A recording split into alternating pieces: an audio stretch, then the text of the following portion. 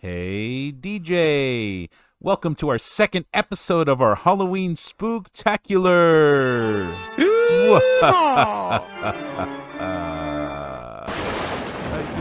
Welcome. Tonight, we tiptoe into a tender, timeless tale, teeming with translucent tricksters and touching truths. A wistful waltz through the winding hallways where dearly departed dance with the living in a house haunted more by heart than by horror. It is a cozy concoction of charm, chills, and childhood wonder. DJ, what are we talking about today?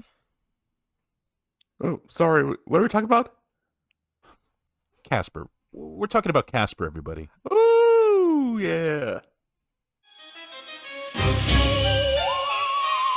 We're a couple of guys who like to watch movies, cinema nerds who made it our duty to make a show where we break down, discuss, and review. We're the men who watch movies. Hello, everybody, and welcome back to another episode of The Men Who Watch Movies, the podcast where we review, break down, and have way too much fun talking about movies we grew up with, the ones that we love, and the ones that we love to make fun of. My name is Alec. And my name's DJ, the Movie Man Wagner, also known as the COE of the Men Who Watch Movies. Excellent. And we have a spectacular Episode to talk about. Woo! Yes, we have another wonderful episode for you today. We're keeping with the Halloween Spooktacular. We're keeping it rolling with one of the most beloved ghost movies of the 90s, Casper. Released in 1995, directed by Brad Silberling, produced by Amblin Entertainment, and based on the classic Harvey Comics character. It's got heart, it's got humor, and it's got CGI that was pretty damn groundbreaking for its time. But before we get into all of that, we're going to do what we always do and talk about what's going on in this crazy industry. This week in Movie News. Cue that intro.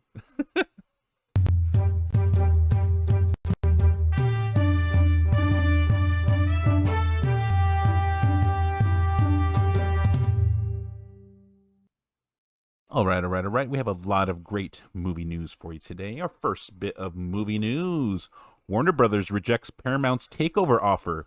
Warner Brothers Discovery recently rebuffed a takeover bid from Paramount Skydance, stating that the offered $20 per share was too low.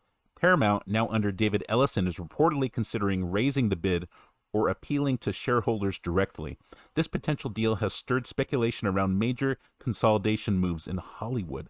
What do you think of two big companies coming together like this? Do you think it's good or bad? I think it's very different. It's very, very risky.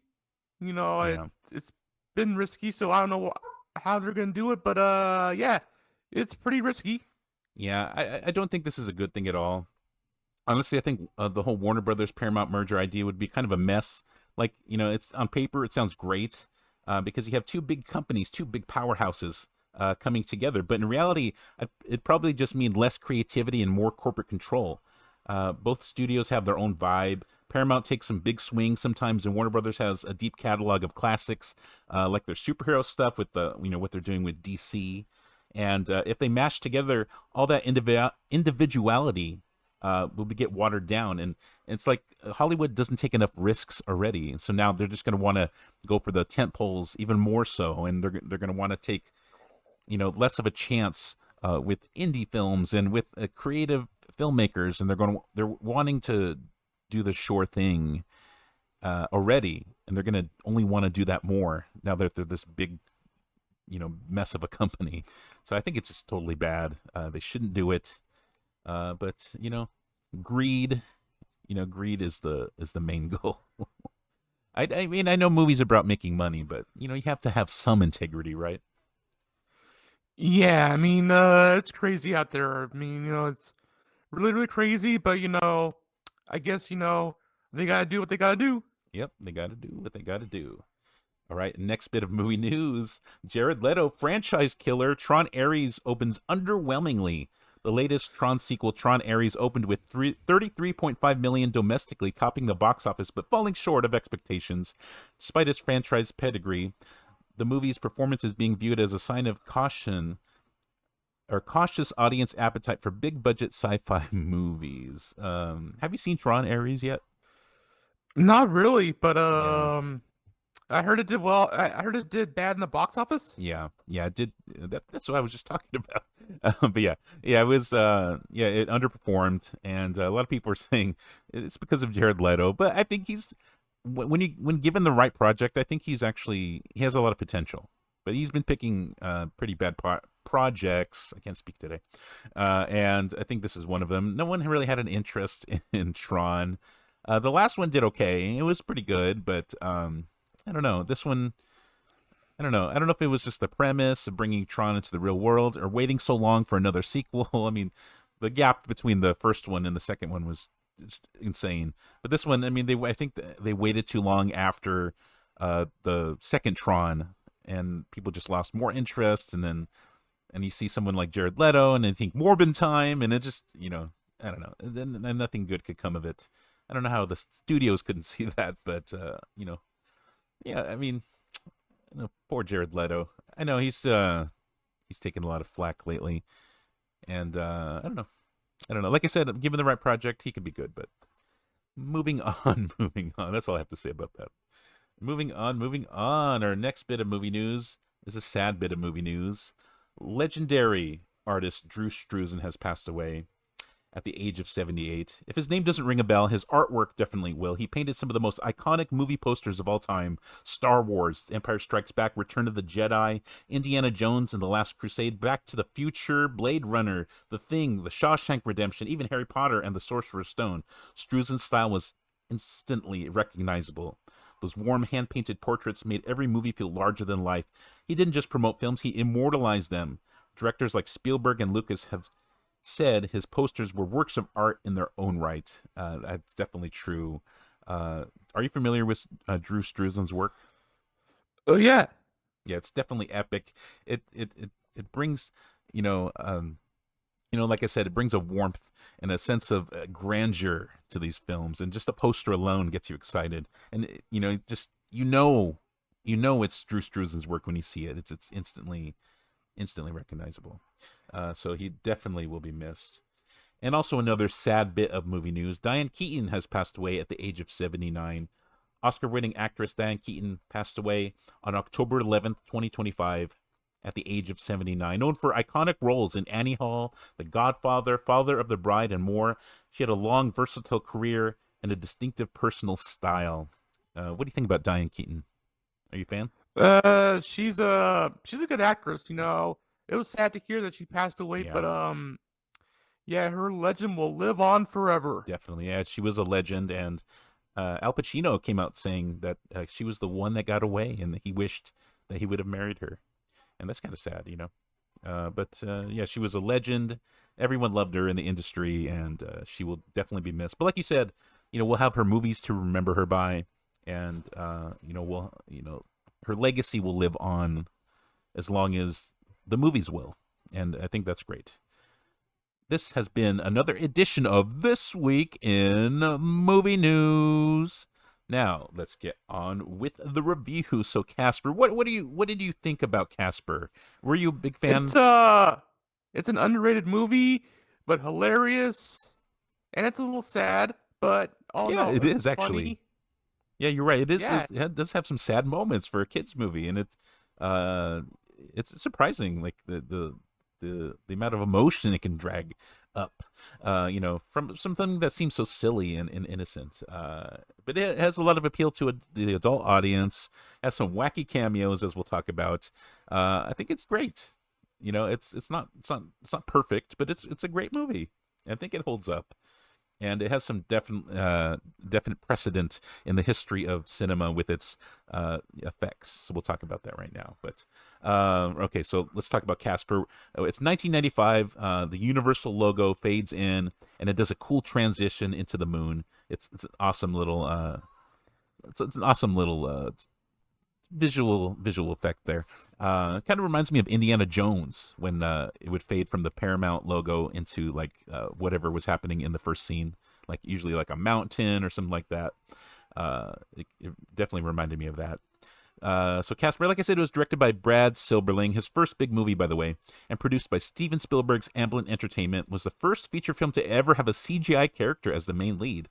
That was a huge deal in 1995. Before this, we had dinosaurs in Jurassic Park, which was a huge, that set the tone for the rest of Hollywood to start using CGI. And now we have a transparent, glowing dead kid. That's progress.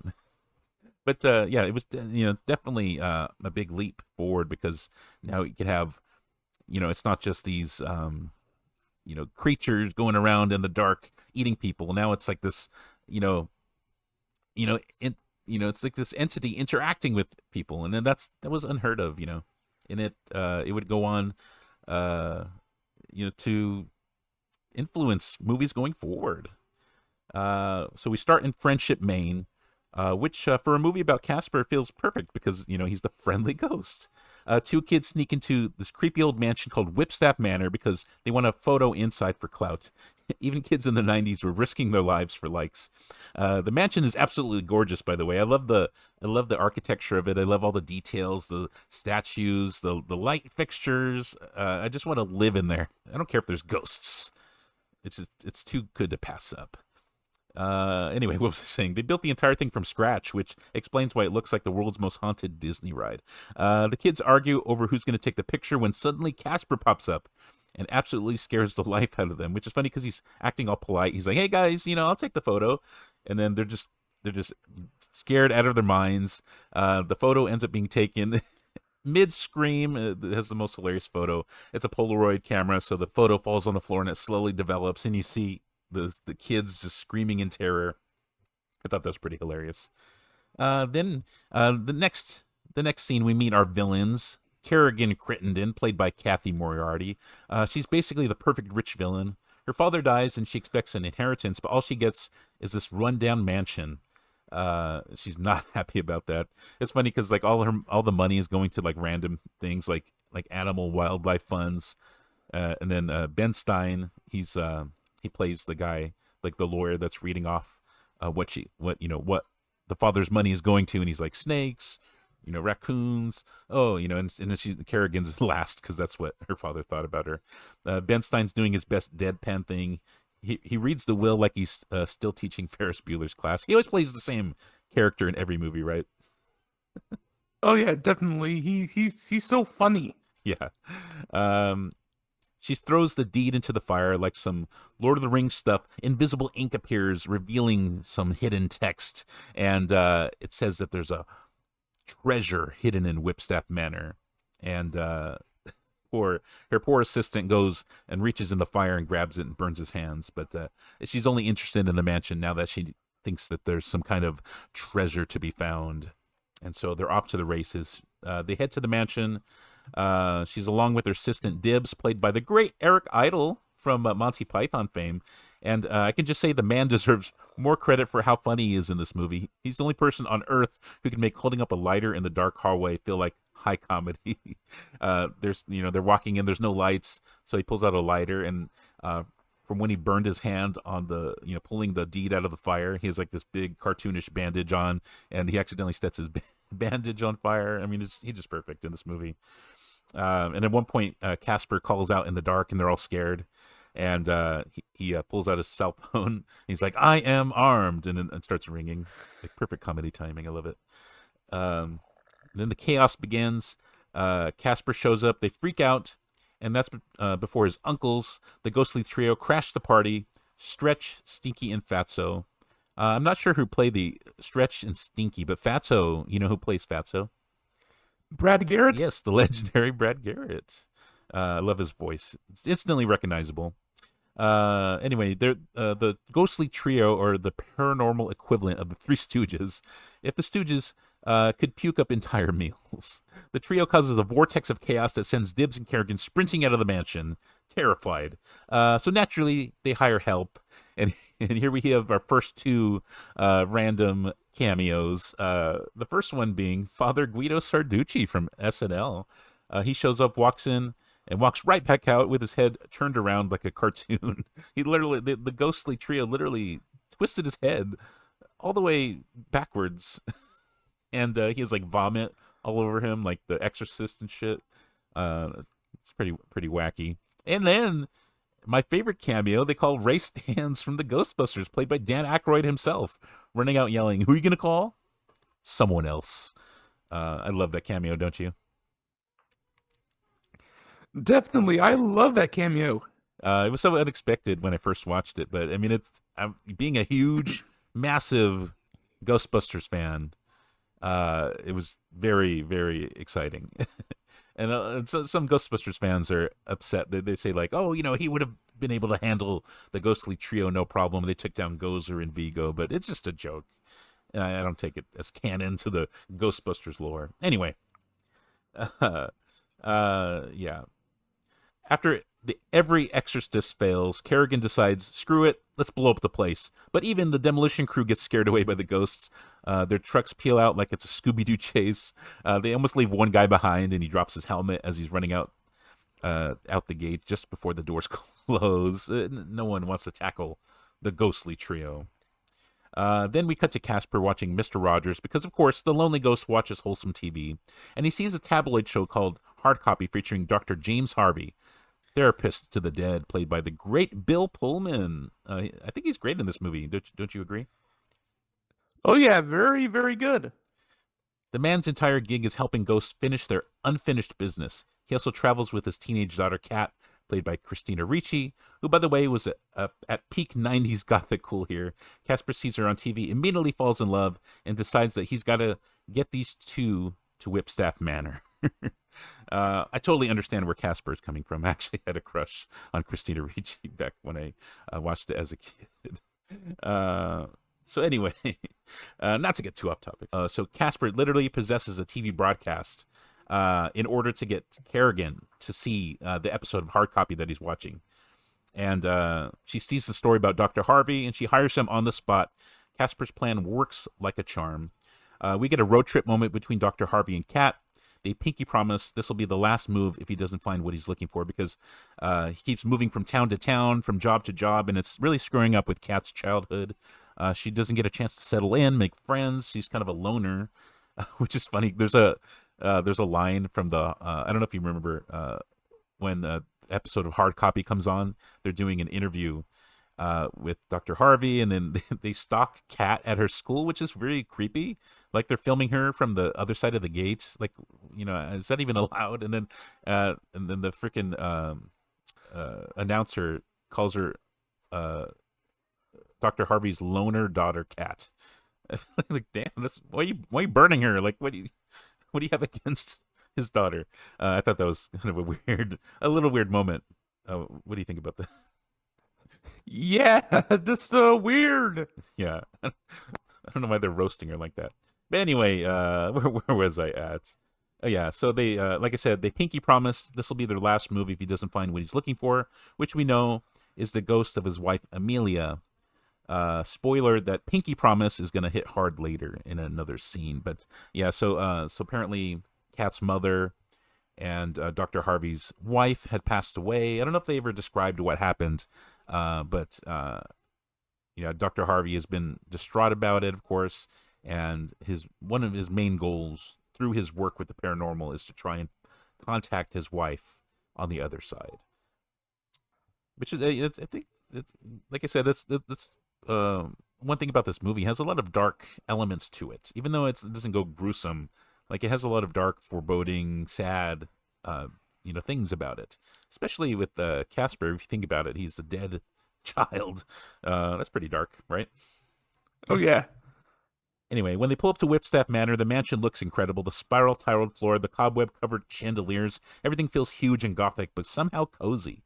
Kat heads upstairs, and by total chance picks Casper's old bedroom. He's so happy, he basically explodes with excitement, then immediately crushes himself under a box that Dr. Harvey throws, which is, ghost physics are crazy. Like, I don't know, like, you think he would be able to, like, go through it, but he gets crushed by things, he gets hit by things all the time. Yeah, it doesn't really make sense, but I'll allow it. The movie's fun. There's a great bit where Casper disguises himself as her pillow. She literally fluffs his face like a down comforter. Then he tries to talk to her. He's trying to work up, the nerve, and he accidentally gets hit by one of her socks. It flies in his mouth, and he spits it out. It hits her in the head, and that's when she realizes that she's not alone. She turns around, sees Casper, and then faints right away. And he has to like go to the sink, soak himself with water, and then he wrings himself out like a towel, and then just to wake her up. I mean, it's slapstick perfection. She wakes up again. She screams. The dad comes running in, rushes in to calm her down, and then he sees Casper himself, and he does this like really cartoonish scream. Ah! He curls up the side of his mouth. Like, I think they play it just perfectly. I think they know they're in a live action cartoon, and I think everyone in this is pretty on point. Would you agree? Oh, definitely. This movie is funny. It's got a lot of elements. It's very, very humorous. It's so funny. Yeah. And then so Dr. Harvey wisps away Kat and locks her in a closet, because that's how ghosts work. They can't just go through the walls, right? Yeah. So anyways, the ghostly trio soon returns, and poor Dr. Harvey gets the full haunted house initiation. They possess him and turn him into a litany of characters, which brings us to our next bit of random cameos. They turn him into Clint Eastwood, Rodney Dangerfield, Mel Gibson, and the Crypt Keeper. I don't know how they came up with these, but it's pretty epic. And they actually get the actual actors to do little bits, and his face morphs. He's looking in the mirror. It almost reminds me of that scene in what is it, Poltergeist, when he's looking in the mirror, and like all of a sudden his face starts like melting off. But instead, in this, his face turns into celebrities. So I thought that was pretty fun. What did you think about those cameos when you saw them? It was really random, but legendary and so funny. Yeah. Like I said, I wonder how they picked him, but I don't know. I think the more random, the better. So the next morning, Casper tries to prove he's friendly by making Kat breakfast. He uses all these crazy Rube Goldberg machines that his dad built. I think his dad's like some kind of inventor, if I'm not mistaken. And all the machines look so cool. I like how because they're from back, and I don't know when I forget what time period Casper lived in, but so the machines are all primitive looking and dusty, and I find it so fascinating. And the ghostly trio eventually swoop in like they're doing an Apocalypse Now parody, spinning their tails like helicopter blades. They're even singing the Flight of the Valkyries as they swoop in. They start scarfing food, and it literally falls out of their butts because obviously they're ghosts. It just looks gross. There's like piles of just like almost just like shit just falling down on the floor. Ah. That is one big pile of shit. It's just disgusting. I always found that food scene disgusting, especially when the ghostly trio are eating. And Fatso says he feels like Oprah on hiatus, and one of the other trio says, "You look like Oprah on hiatus." Poor Oprah. Like, what did she do to deserve that shade that they're throwing? I don't know. The ghostly trio insult Casper. They're treating him, like real jerks. And Kat takes offense to that because she's starting to warm up to Casper. She sees that he's very kind and sweet, and she starts talking smack back to the ghostly trio. And so the dad ushers her out of the room, trying to prevent a fight between her and the paranormal. And then there's one scene where he's trying to appeal to them. He's like, hey guys, maybe we can work some stuff out. And they throw some of the food that they chewed up onto him, and it just looks like like I said, it just looks like poop. And he's just like covered in this brown sludge. It's totally disgusting. Later on, we see Kat at school. She meets a snobby, mean girl named Amber and her boyfriend Vic. And in a total teen moment, you can see there's an instant connection between Kat and Vic. But of course, Amber is dating Vic, and she's going to get in between them, and she's going to take an instant dislike to Kat because she's just mean, and no reason. There's no reason to be mean to Kat. Like, she doesn't know her, but she instantly doesn't like her. Then inside the classroom, Amber tells everyone that they can have the annual Halloween party at her place because I guess the original place that they were going to have the Halloween party at is no longer available or something like that. Then the teacher has Kat introduce herself, and Amber is cracking jokes the whole time, making the class laugh. And when it comes up that she lives at Whipstaff, everyone is flabbergasted. And one student suggests having the Halloween party at her place because it's so spooky. It's perfect for Halloween. And I mean, I would want to go to Whipstaff for Halloween. Amber is immediately offended, but everyone votes to have the Halloween party at Kat's haunted mansion instead. Casper Bless his jealous little heart. He ties everyone's shoelaces together because they were laughing at her when Amber was joking. It's total chaos. Um, and it's funny because like when the bell rings and everyone gets up to leave, then everyone, all her classmates fall down and trip on their shoelaces. Meanwhile, Dr. Harvey starts bonding with the ghostly trio, even opening up to them about his dead wife Amelia. And there's one point where they pretend that they can contact her, which is cruel, but it hints at something deeper coming later. But do you remember that scene where they pretend to contact his wife? Yeah, that was pretty funny until everything just going a little bit wrong. Yeah, so basically, they go tell, Stretch and Stinky go tell Fatso to go get Amelia, and he's like, "You serious? You can actually, you know where she is?" And he's like, "Yeah, we know where she is." So, and then they tell Fatso, go where Amelia floats, and bring her back." And then there's this dramatic moment where the music swells, and there's like a glow behind the double doors, and they tell Dr. Harvey, go to her, and then it seems like this dramatic, sweet moment. And he's going to open the doors and see his wife standing there, but it's Fatso in drag. And he has lipstick on, and he goes, "My man," and he goes and gives him a big kiss. Oh, that's funny. So cruel. They got his hopes up that he was going to see his beloved one more time, and it's Fatso with lipstick and big tits.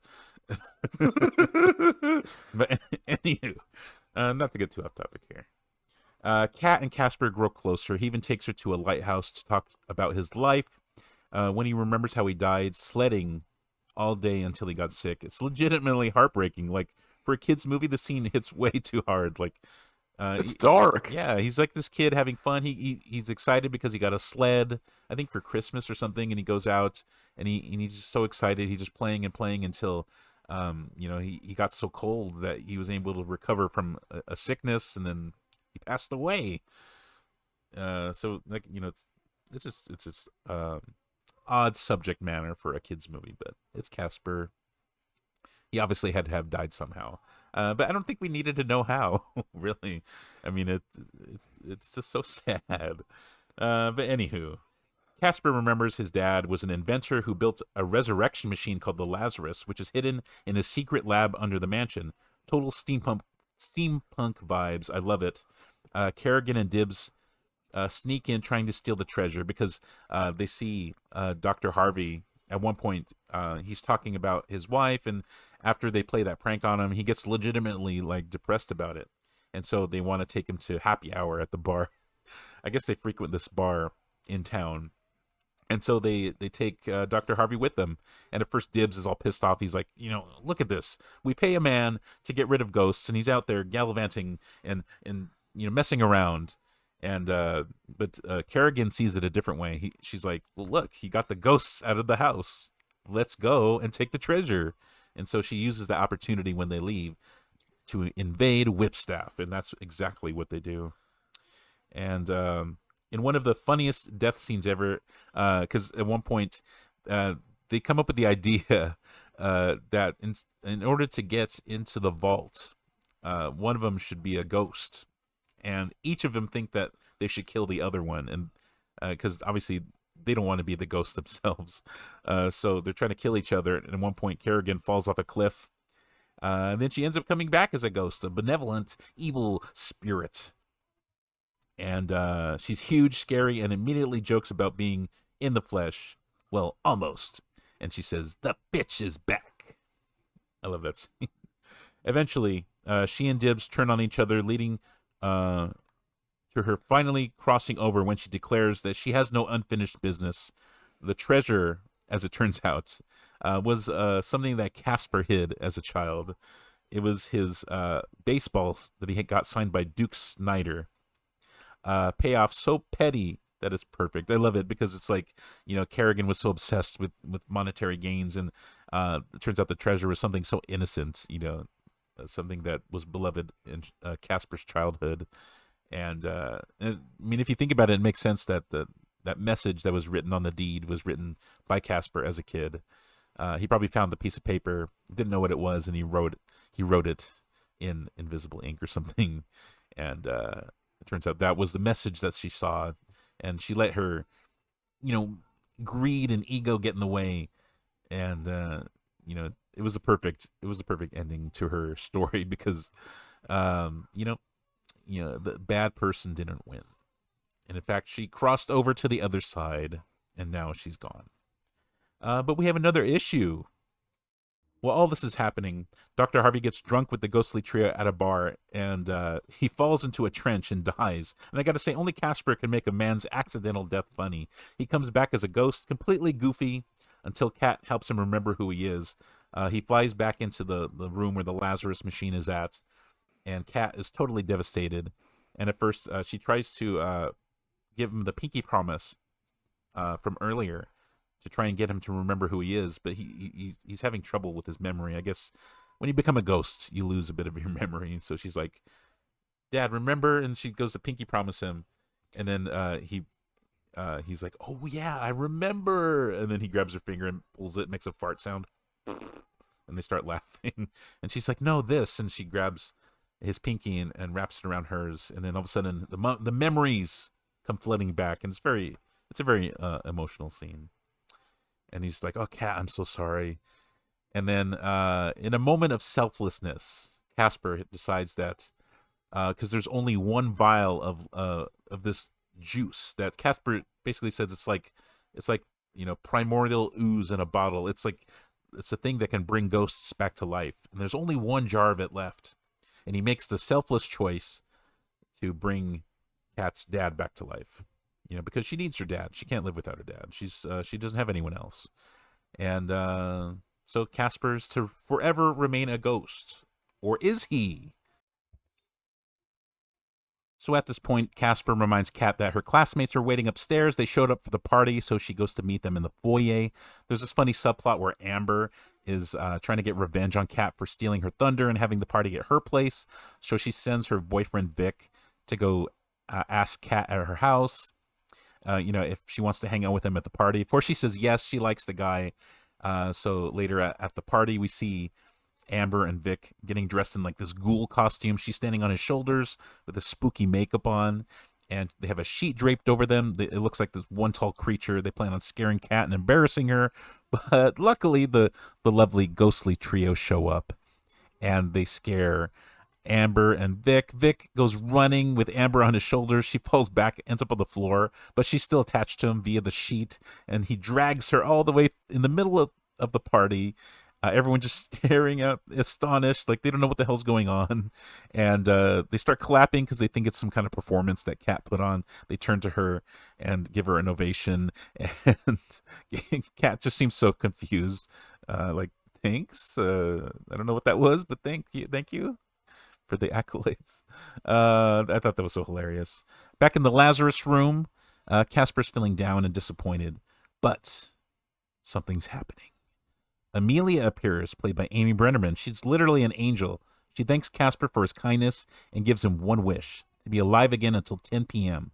for the Halloween party. Originally, Casper thinks it's going to be midnight, like some kind of Cinderella deal. But she's like, "You're a kid. You can't stay up that late." But come on. He's a ghost. He's got eternity to be a ghost. Just let the kid have 2 more hours of being a human. But she gives him till 10 p.m.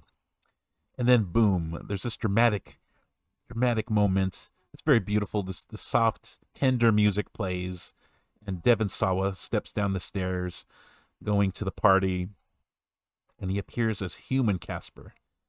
Teenage girls in 1995 lost their minds. He goes down, takes Kat's hand, starts dancing with her, and then all of a sudden they start floating in the air. And then Kat is taken aback, and then she looks at him, not knowing who this is, and then he gently says, "Can I keep you?" Which is a line that Casper whispered to Kat earlier in the movie. And she realizes it's Casper. Like, it's Casper in human form. She's totally astonished. It's sweet, it's weird, it's unforgettable.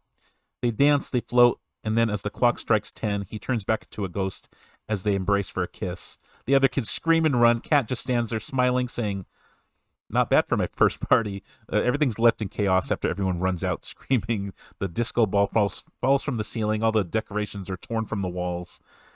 And the dad shows up after having a sweet moment with Amelia one last time. Amelia reminds Dr. Harvey that, it's time to, give up searching for me. I'm happy where I'm at.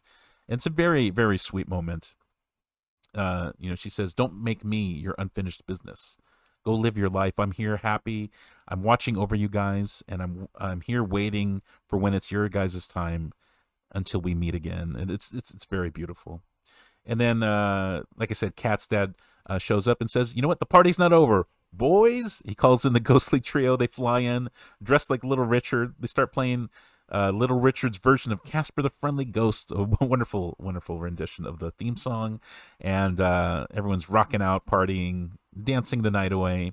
And the last shot you see is Casper fly towards the screen like Slimer in Ghostbusters. And he swallows the camera whole. Such a wonderful shot. And then there's a little mid-credits little scene where the credits open up, and then Stretch pokes his head through, dressed as Little Richard, and he goes, "Woo!" like Little Richard does. Wonderful, wonderful movie. I love it. I was actually able to share it with my daughter, which I'm glad about. They re-released it in theaters for its 30th anniversary, so we saw it in theaters. Even better on the big screen. But yeah, it's so amazing. Before we're done, I want to give you my final thought. Watching Casper again as an adult, it hits way different than it did when I was a kid. Back then, it was just about a friendly ghost and some cool special effects. But now it's about way more than that. The movie's really about letting go. Not just of people, but of the things that hold us back. Casper spends the whole film trying to hold on to a life that's already gone. And Dr. Harvey is doing the same thing in his own way. Chasing ghosts because he can't face losing the one person he loved the most. It's kind of tragic, but it's also beautiful. Because by the end, both of them learn that love doesn't disappear when someone's gone. It just changes form. And maybe that's the whole point.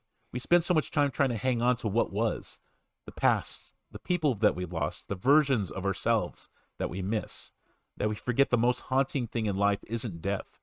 It's refusing to live when you're still here. Casper isn't just a ghost story. It's a story about moving on, about realizing that sometimes you have to let go to finally be free. So yeah, it's a movie about a dead kid and 3 farting uncles, but underneath all that slime and slapstick is a real message.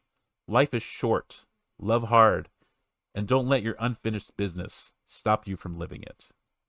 So that's what Casper means to me. And yeah, like I said, I would highly recommend it. Wonderful movie.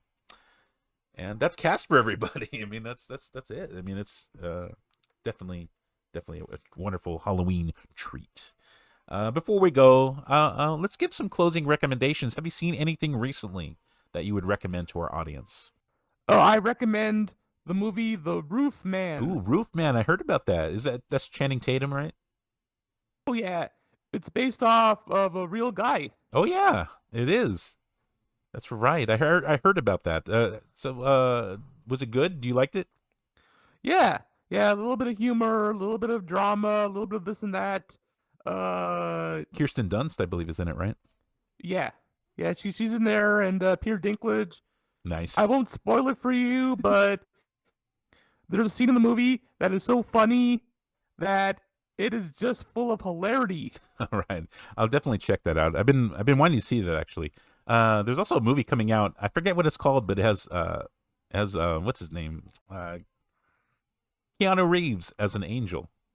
That looks interesting to me. I can't think of the name right now. But the Good movie... Fortune. Oh, is that what it is? Okay, I want to see that. Yeah. That looks great. I love Keanu Reeves. But the movie I want to recommend for this week is the movie, the documentary for John Candy, I Like Me.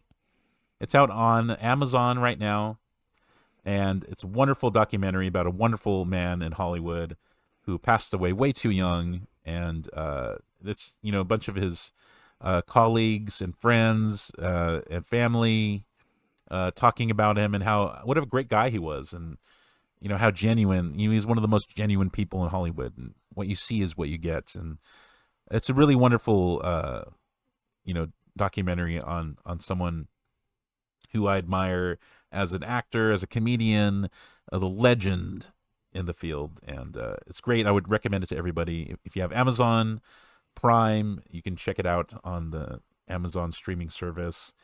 It's called I Like Me, a documentary on John Candy. And, well, I believe that wraps it up for this episode of The Men Who Watch Movies. Had a lot of fun talking about Casper with you and everything, all of that. We have a lot more great episodes coming up for our Halloween Spooktacular.